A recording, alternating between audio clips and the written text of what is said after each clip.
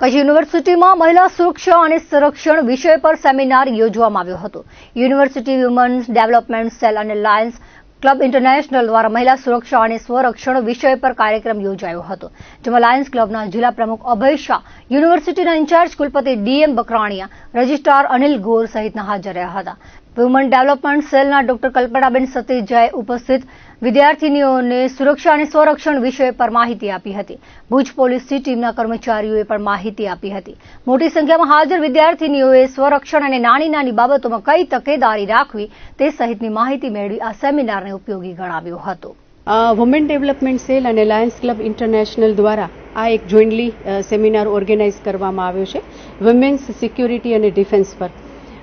આજના સમયની સ્ત્રીઓની એક ખાસ માંગ રહી છે કે એમની સલામતી અને સંરક્ષણ, તો આ બાબતે ચર્ચા કરવા માટે આપણી સાથે કચ્છ વેસ્ટના SP sir Shri Vikas Sundaji, she ટીમમાંથી Sheetal ma'am, Ramila ma'am, plus lions international ક્લબના ગુજરાતના ગવર્નર 3232Jના Shri Abhaybhai Shah, MJF lion Kamalben Joshi, lioness president Rita Chhatpar અને અમારી યુનિવર્સિટીના કુલપતિ શ્રી ડૉક્ટર બકરાણીયા સર, કુલસચિવ શ્રી ડૉક્ટર ગૌર સર, બધા જ લોકો આજે આ એક બ્રેન સ્ટોર્મિંગ સેશનમાં હાજર છે।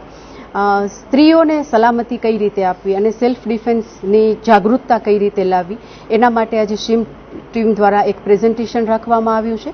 પ્લસ વિકાસ સુંડાજીનું પણ એક નો ડાઉટ લેક્ચર છે, અભયભાઈ શાહનું પણ એક સ્ત્રીઓની સલામતી અને સંરક્ષણ પર લેક્ચર રાખવામાં આવ્યું છે। તો આ એક સેમિનાર પરથી ખરેખર સ્ત્રીઓની જે અત્યારે એલાર્મિંગ સિચ્યુએશન આપણે સમાજમાં જોઈ રહ્યા છીએ, તો ક્યાંક ને ક્યાંક એ યુનિવર્સિટીની વિદ્યાર્થીનીઓ, બહારથી આવેલા સ્ત્રી સભ્યો, પ્લસ જે કોઈ બી આ સેમિનારમાં ભાગીદાર રહ્યા છે એ બધાને જાણવા મળશે કે કઈ રીતે સ્ત્રી સલામતીના અને સંરક્ષણના કાયદાઓ જાણવા અને એનું અમલીકરણ કરીને ભવિષ્યમાં આવનારા જે ગુનાઓ છે, ડિજિટલ ગુના હોય કે ગ્રાઉન્ડ લેવલના ગુના હોય, તો એની સામે કઈ રીતે આપણે પ્રોટેક્ટ રહી શકીએ।